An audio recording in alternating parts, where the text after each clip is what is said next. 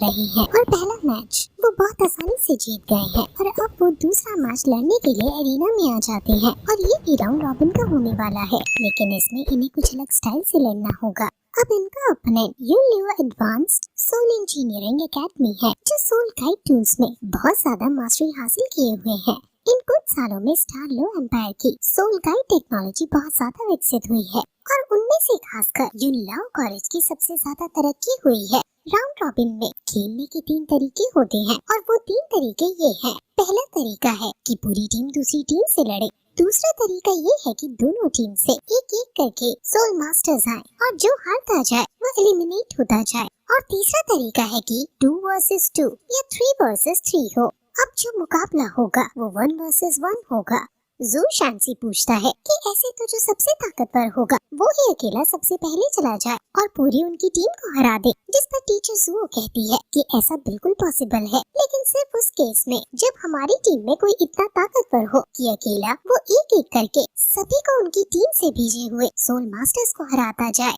अब फिर वहाँ होस्ट आ जाती है और वो दोनों टीम्स के कैप्टन को बुलाती है और वो दोनों वहाँ की टार में अपना मैच इनिशिएट कर देते हैं और होस्ट भी कहती है कि अब श्रेक एकेडमी और यूनलाओ के बीच मुकाबला शुरू होगा। अब होस्ट दोनों टीम से एक एक प्लेयर को बुलाती है और श्रेक डेविल्स में से जू शांसी सबसे पहले आगे जाता है और दूसरी टीम से एक मोटा लड़का जिसका नाम मा यिंगजुन है वो आता है। मा यिंगजुन तो मैच शुरू होने से पहले ही डरने लगता है और कहता है कि प्लीज थोड़ा बच्चा समझकर आराम से खेलना, जिस पर जू शांसी कहता है कि क्या तुम चाहते हो कि मैं तुम्हारे साथ अच्छे से खेलूं? ऐसा कहकर वो हंसने लगता है और कहता है कि तुम चिंता मत करो, मैं तुम्हें बहुत प्यार से हराऊंगा। अब उनके बीच मैच शुरू हो जाता है और जू शांसी अपनी सोल रिंग्स निकालता है। उसके पास 4 सोल रिंग्स थी और ये देखकर सबको थोड़ी हैरानी होती है कि इसके पास सिर्फ 4 सोल रिंग्स क्यों है। श्रेक डेविल्स के पास तो बहुत ज्यादा सोल रिंग्स होनी चाहिए, भला ये कैसे जीतेगा। मोटू भी अपनी सोल गाइड वेपन्स को निकालता है और अपनी सोल गाइड गन से उस पर हमला करने की कोशिश करता है, लेकिन जू शांसी उसके पास आकर उस पर अटैक कर देता है और वो वहाँ से भागने लगता है। जू शांसी को भागता देखकर सभी सोचने लगते हैं कि भला ये क्या कर रहा है, लेकिन सिर्फ बीबी जानता है कि जू शांसी अब इस मोटू को कैसे हराने वाला है। होस्ट भी ये देखकर शौक है कि भला जू शांसी एरिना के बाहर की तरफ क्यों भागे आ रहा है, क्योंकि अगर उसने एरिना के बाहर वाली लाइन को क्रॉस कर लिया तो वह एलिमिनेट यानी हार जाएगा। मोटू भी ये देखकर हैरान है, लेकिन उसकी टीम के प्लेयर कहते हैं कि तुम खड़े खड़े क्या कर रहे हो, उस पर हमला करो ना। मोटू भी होश में आता है और अपनी गन से उस पर हमला कर देता है, लेकिन जू शांसी उसके हमले से बच जाता है और फिर वो जल्दी से एरिना के बाहर एक पोर्टल खोलता है और उसमें कूद जाता है और वो पोर्टल असल में मोटू को बाहर और उसको मोटू की जगह टेलीपोर्ट कर देता है, यानी उसकी पोजीशन स्विच हो जाती है और मोटू एरिना के बाहर चला जाता है। अब होस्ट अनाउंस कर देती है कि जू शांसी जीत गया और इसे जीत देखकर सब हैरान हो जाते हैं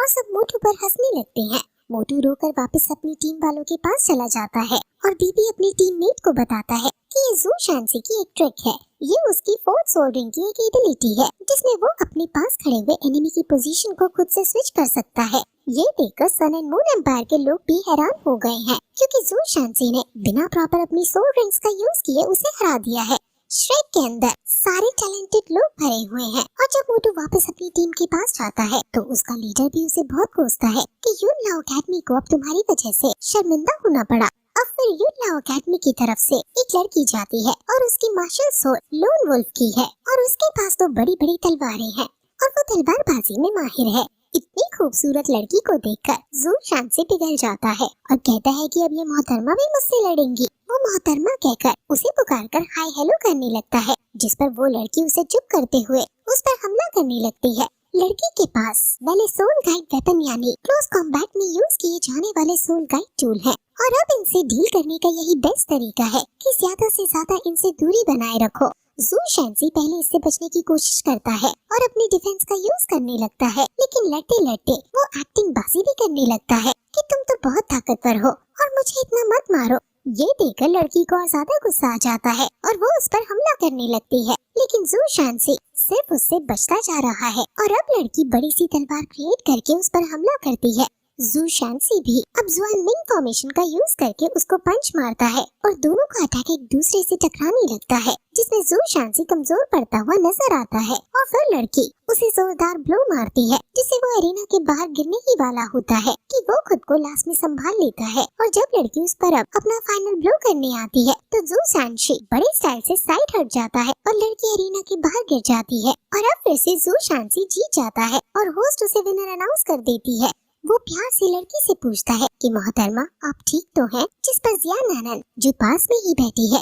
वो मुंह बना से फिर से खुश होने लगते हैं। सभी जू शांसी के नारे लगाने लगते हैं और वो लड़की भी गुस्से में अब अपनी टीम मेंबर्स के पास चली जाती है और लीडर का दोगलापन ये है कि वो लड़की को कुछ नहीं सुनाता। अब खुद वो एरिना में लड़ने चला जाता है। ये कॉलेज कैप्टन सीतू यू है और वो जू शांसी से कहता है कि मैं तुम्हारी असली स्ट्रेंथ जानता हूँ। तुम्हारी इतनी स्ट्रेंथ नहीं जितना तुम दिखा रहे हो, तुम इससे भी ज्यादा ताकतवर हो और अब मेरे से लड़ते हुए तुम्हें अपनी पूरी स्ट्रेंथ का यूज करना ही होगा। अब मैं आशा करता हूँ कि फिर हमारा मैच बराबरी का होगा। जू शांसी कहता है कि तो तुम अब आजमा कर देख लो। अब फिर वो अपना सबसे ज्यादा पावरफुल स्ट्रेंथ स्ट्रेटजी यूज करता है और इसका नाम वियर स्ट्रेटजी है। इसके पास अब डिफेंस की और अटैक की दोनों की पास है और इसमें हीलिंग सपोर्ट गाइड टूल और स्पिरिचुअल पावर रिकवर फॉर्मेशन भी है और वो अब अपनी पावर से जू शांसी पर हमला कर देता है। जू शांसी उस पर हमला करता है और जो भी लेवल 7 से नीचे है उसके लिए इससे लड़ पाना मुश्किल है और जू शांसी के लिए भी ये बहुत मुश्किल हो रहा है, लेकिन फिर भी वो उसके सबसे ताकतवर ब्लो को झेल जाता है और ये देखकर सब शॉक हो जाते हैं और वो लड़की भी हैरान होती है क्योंकि उस लड़की का वो बड़ी सी तलवार का अटैक इस अटैक से कमजोर था, लेकिन फिर भी जू शांसी बहुत ज्यादा पीछे धकेल दिया गया था। यानी वो लड़की समझ जाती है कि जू शांसी जब नाटक कर रहा था और वो चाहता तो आसानी से उसको तभी हरा सकता था। सीतू ये भी उसकी इतनी स्ट्रॉन्ग डिफेंस को देखकर हैरान है और वो भी अब और ज्यादा पावरफुल अटैक उस पर करने का डिसाइड करता है और फुल पावर का यूज करते हुए उसे हराने लगता है। जू शांसी उससे बचकर भागने लगता है और उसके अटैक को डॉज करने की हर एक संभव कोशिश करने लगता है और अब सीतू यू भी बहुत गुस्से में है और कहता है कि अब मैं देखता हूँ कि कैसे तुम बचते हो मुझसे। जू शांसी पर दोनों तरफ आगे पीछे से हमला आ जाता है और सभी डर जाते हैं कि अब क्या होगा, लेकिन जू शांसी अपने पावरफुल डिफेंस का यूज करते हुए फिर से उससे बच निकलता है और फिर इविल स्माइल देते हुए वहाँ उसके ही पास बहुत सारे ब्लास्ट करा देता है, जिससे वहाँ धुआं ही धुआं हो जाता है और तुरंत जू शांसी उस धुएं से निकलकर अचानक सीतू यू पर हमला कर देता है और उसके हमले को देखते हुए सीतू यू भी अपने बहुत ताकतवर डिफेंस को एक्टिवेट करता है और फिर उस पर अटैक करता है। जो अटैक उसने किया है इसका नाम spirit guide cannon level 4 energy collector है और ये अटैक उसको दूर धकेलने लगता है। जू शांसी अपने डिफेंस से उसे ब्लॉक करने की कोशिश करता है, लेकिन फिर भी वो पीछे ही धकेल जा रहा है और उसे बस ये डर है कि वो एरिना से बाहर ना हो जाए। वो बिल्कुल एज पर खड़ा है और मोटू तो ये सोचने लगता है कि शायद ये फिर से वो वाली टेक्निक यूज करेगा क्योंकि फिर से ये एज पर आ गया है, लेकिन वो टेक्निक सीतू यू के साथ वर्क नहीं कर सकती क्योंकि वो टेक्निक सिर्फ जब ही यूज कर सकती है जब जू शांसी मोशन या मूवमेंट में हो। लेकिन अभी कंटिन्यूअस अटैक से बचने के लिए उसने डिफेंस जो आगे लगा रखा है वो उसे उस टेक्निक को यूज नहीं करने देगा और अब जू शांसी अपनी पूरी पावर को संभालता है और फिर अपनी फुल पावर को कंबाइन करके सीतू यू के करीब जाने लगता है और उसकी पावर को झेलते हुए वो उस पर जोरदार हमला करता है जो उसके अटैक को खत्म करते हुए उसको जा लगता है और सीतू यू उस अटैक की चपेट में आकर बाहर गिर पड़ता है और जू शांसी फिर एक बार और जीत जाता है। अब उनका लीडर हार गया है जिस वजह से वो बहुत निराश होते हैं और अब क्योंकि वो खुद सबसे ताकतवर था जो हार गया है इसलिए वो सरेंडर कर देता है और उसके सरेंडर करते ही पूरी यूल नाउ एकेडमी हार जाती है। सभी ये देखकर हैरान हो जाते हैं कि श्रेक एकेडमी के एक ही डेविल ने पूरी की पूरी टीम को हरा दिया है और सभी लोग अब श्रेक श्रेक चिल्लाकर उसकी नारे लगाने लगते हैं और अब स्टारलो एम्पायर का किंग भी ये सोचता है कि मैंने श्रेक एकेडमी को अंडर एस्टिमेट कर दिया। सिर्फ वो स्पिरिट रिंग वाला ही इतना ताकतवर है तो वो 600 ईयर स्पिरिट रिंग वाला कितना ताकतवर होगा भला। सभी श्रेक डेविल्स जू शांसी की तारीफ करते हैं और वहाँ खड़ा सन एंड मून एम्पायर यही ये देखकर सोच रहा है कि ये कितना छलावा पैदा कर रहे हैं और हमें उनकी बात से ये भी समझ आ जाता है कि उन्हें ये पता है कि वो यू हाओ ने 600 सोल रिंग सबके सामने दिखाई थी, वो एक सिर्फ इल्यूजन था।